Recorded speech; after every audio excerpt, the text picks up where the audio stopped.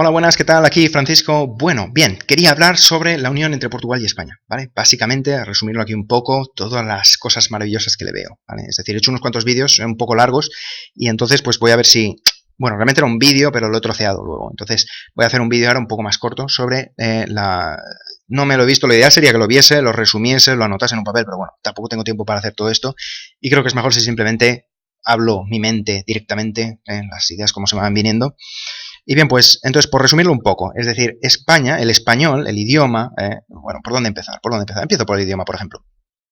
El idioma español y portugués son prácticamente el mismo, es decir, están ya parcialmente fusionados. Pues entonces habría que cuestionarse mucho con indiferencia de si se une Portugal y España o no. Habría que pensarse mucho si unir los dos idiomas, porque puede ser muy, muy interesante. Es decir, se crea el portuñol, español-portugués, portuñol, y realmente tiene muchísimo sentido porque el idioma es prácticamente el mismo. Cuando oyes a portugueses no lo notas, porque los portugueses sí que hablan de su manera, a su manera un poco peculiar.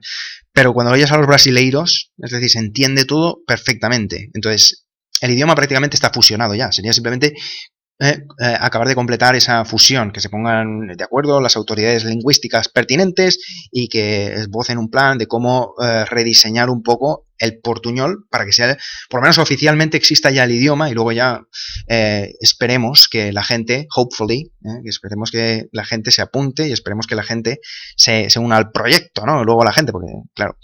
Pero bien, entonces, eso haría que el idioma sea de los más importantes del mundo. Como digo, es que prácticamente la mitad de los países del mundo hablan o portugués o español, si te das cuenta. Entre los portugueses y españoles prácticamente son la mitad de los países del mundo. Es decir, básicamente se podría convertir casi en el idioma de las Naciones Unidas, ¿eh? Porque si lo piensas además, la otra mitad no es que sea angloparlante, ¿no? Es decir, si lo piensas, el inglés tampoco es el idioma de los chinos, ni de los rusos, ¿no? Entonces, a nivel mundial, el portuñol se convertiría definitivamente en unos idiomas diplomáticos más importantes, eso no hay duda. Entonces, en ese sentido tiene mucho interesante, ¿no? El fusionar los dos idiomas. Pero bueno, en cuanto a crear la unión entre Portugal y España, el portuñal, el país portuñal, por ejemplo, digámoslo así, pues tendría muchísimo sentido porque nos ayudaría a crear pues ese gran país de referencia que hace falta, claramente hace falta, ¿no? Es decir, los otros idiomas, el francés, tiene un país de referencia, ¿no? Francia, tiene mucho sentido porque aprender francés, porque Francia, ¿vale? Yo puedo responderte porque aprendo francés, por Francia, porque aprendo alemán, Alemania, porque aprendo ruso, Rusia, porque aprendo chino, China, porque aprendo japonés, Japón, es decir, todos tienen un país de referencia. En el caso del español, le falta eso. Incluso en el caso del portugués también, porque bien, está Brasil, pero aparte de eso es que no hay muchos más países, potencias económicas. Entonces, esa es la gran cuestión, ¿no? Es decir, bueno, pues al idioma le falta un país importante de referencia. Sería México seguramente o España. Están los dos casi, pero ninguno llega ahí. Ninguno llega ahí.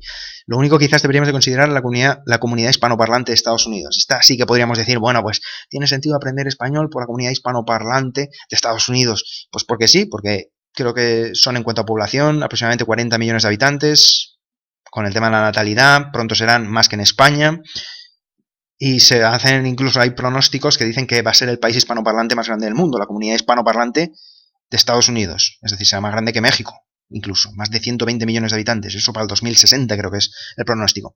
Entonces, realmente, si me dices, no, aprendo español, pues quizás tenga sentido por eso. Pero bueno, aún así no está de más que exista un gran país de referencia en Europa, que será de las primeras potencias europeas, definitivamente está ahí arriba en el podio. Entonces, un podio es de 3, bueno, es que también está muy peleado, pero definitivamente está en lo más alto. Es decir, en cuanto a extensión territorial sería comparable a Francia, creo que incluso más grande. Francia continental, Francia todo lo que es la parte de Europa.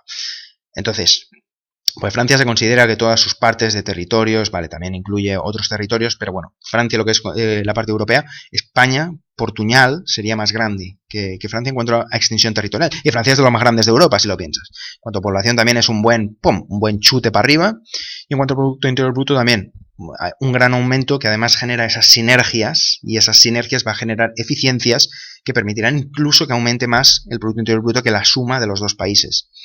Entonces, en ese sentido, una mejora enorme, porque claro, tendremos un gran país, ¿no? Tenemos un gran país de potencia económica y de que se respete en el mundo, ¿vale? Y de que diplomáticamente es importante y que cuando hay el G20 se nos llama y de que se reúnen los países más importantes. España está ahí, Portuñal está ahí. Entonces, ganamos eso, un país de talla enorme. Porque además, ya te digo, es una de las cosas más maravillosas que tiene España, ¿no? Que somos un país de fiesta y de siesta, pero que tenemos... Es bastante grande, ¿no? Entonces lo comparas con, por ejemplo, Holanda, o lo comparas con Luxemburgo, o Bélgica, o Noruega, es decir, pues sí, son más trabajadores, viven para trabajar, bueno, no todos son con esta mentalidad, pero sí que son de mucho más trabajadores, de cultura profesional, pero al final España tiene más, económicamente es más grande, per cápita no, pero en el conjunto, en el cómputo global, sí. Entonces, eso nos permite pues tener, por ejemplo, portaaviones teníamos hasta hace poco, ahora creo que es un buque de proyección estratégica. Pues oye, es impresionante, ¿no? Que tengamos una especie de portaaviones y seamos un país de siestas y de fiestas y tenemos portaaviones. Bien, la parte oscura, la parte no tan bonita, es que tenemos una deuda enorme que no para de subir. Eso es lo que deberíamos de corregir, definitivamente.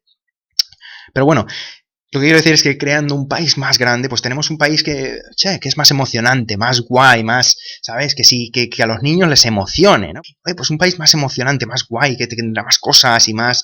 tendrá Madrid con los rascacielos y Barcelona y las rías gallegas y luego tendrá Ibiza, una superisla de la fiesta, Mallorca, otra superisla, las Canarias, otras islas maravillosas, y luego combinación con las islas de Portugal, pues las Azores también. Recursos pesqueros, recursos marítimos, mar territorial enorme, es decir, será un país enorme con el que emocionarte, ¿no? Decir, guau, este país mola, ¿sabes? Entonces, bueno, simplemente es un país que ilusiona y que es más, guau, y tienes un pedazo de país, tipo Canadá, tipo Australia, que son países impresionantes, ¿no? Es decir, una extensión territorial enorme y un futuro, un desarrollo alucinante, es decir, mola esa clase de países ahí. Con estos no te metas, ¿sabes? Países ahí flipantes.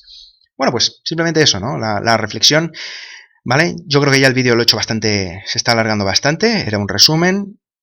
Creo que he tocado las cosas que comenté en el vídeo anterior, que era un vídeo enorme que troceé, pero bueno, puede que me haya dejado alguna, insisto, no tengo el tiempo ahora para revisarlo todo y hacerlo, que sería lo correcto, ¿no? Hacerlo así, pero es lo que tiene estar limitado en el tiempo.